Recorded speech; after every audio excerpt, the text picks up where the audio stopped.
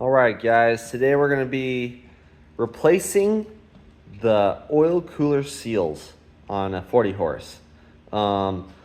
This applies to 36 horse, 40 horse, and I'll show you some of the seals on the 1600s as well. They're a little different, but I have some on hand. So first thing you're going to do is you're going to take the fan shroud off. So undo your pulley, your belt there, and then your clamp for the alternator or generator on the 40 horse.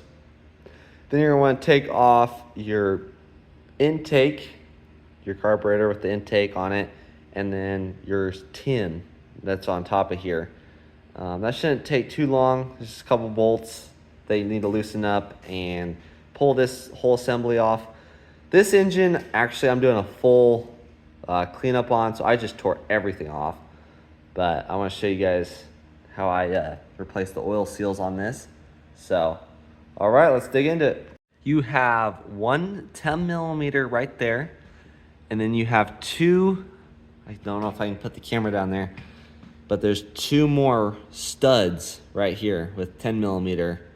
On the 40 horse, that's 10 millimeter. On the later years, they went to, I believe, a 13 millimeter for that. So we'll just pull those guys off, these three, and then this whole cooler will just pop right out. And you want to make sure this is all cleaned up. I tried to clean it up the best I could. You definitely don't want dirt going in there, so we'll clean that up a little better, pull those off, and then I'll show you that. All right, so we got all the nuts off and the washers. So now we're gonna pull this off, and there we are. It's pretty dirty, but that's to be expected. You wanna make sure not to get any dirt in there. Yeah, these are as hard as a rock. They're supposed to be pretty soft, but yeah, it's definitely due for having new seals. I noticed on this case, this actually broke off at one point. You can see they like welded a bunch of extra here, and this is like all wobbled out compared to this one.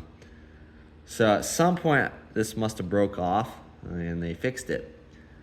So hopefully we can get this to reseal, but for now I'm gonna clean it up, pull these guys out, clean this, and then I will show you the seals that I use, and we'll go from there.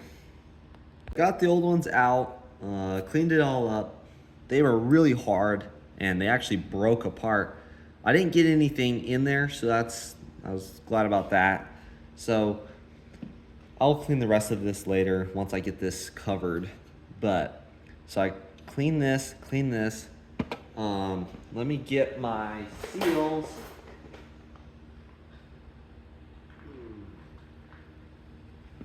This is what we're going to be using today. It's a 40 horse, and I assume 36. They fit right in there, and you can see they're just nice and rubbery, unlike the ones I pulled out. And this is actually a 1600. There's a bunch of different ones. You'll have to verify on what your model is, but this is what I'm using today. And I would tell you what I'm using, but I've had this for so long that I don't really know what it is. I know it's a high temp silicone. It works really great. I've used it. It's, I don't know if you can see that, but this goes to like 700 degrees, and that's the stuff I use. So you're gonna wanna clean this all up real good. I use brake cleaner just so it doesn't have any of that oil on there and mess that stuff up. And then I like to take this, he says nothing in there, and on these just apply a little bit around. You don't want too much because it'll go into the oil passage, and that's not fun. So apply a little bit, kind of like that, and stick it in there. I don't like to rotate it. See that? Nice in there, but not too much. And then I kind of like to do the same thing on top. Not too much because you don't want to get in your oil line. Just a little bit there. Okay, let's do a little bit on this one. All right.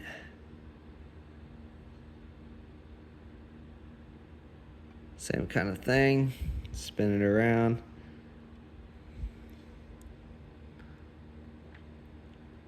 This engine sat for a long time and I got it running, so check out that other video. I just put it out.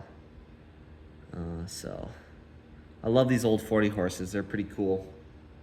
But this is something that tends to leak and needs to be taken care of because it'll leak right on top of your cylinder. And I've already kind of cleaned it just a little bit, but it'll make your engine run real hot and eventually burn it up. So that's definitely not what you want. All right, so we got those in. Make sure that everything is clean on this side. Also, make sure that your cooler is not leaking. Sometimes they do. This one doesn't look like it was, so I'm gonna go with it. But sometimes they do leak and you need to get a new one. They're not terribly expensive. I think they're like $100, brand new. So you're gonna stick that right over there.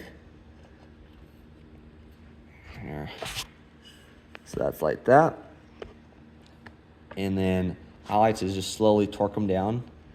And then on this stuff, you probably wanna let it sit overnight before you run it. Let it cure. So I'll just go ahead and tighten those down, those 10 millimeter, and then I have a lot left to do on this engine. I gotta clean it all up and put everything back together. So after that, this thing is ready to go. So be sure to subscribe, like, and leave a comment. Always getting these odd engines in here and love to work on them. So, all right, thanks for watching.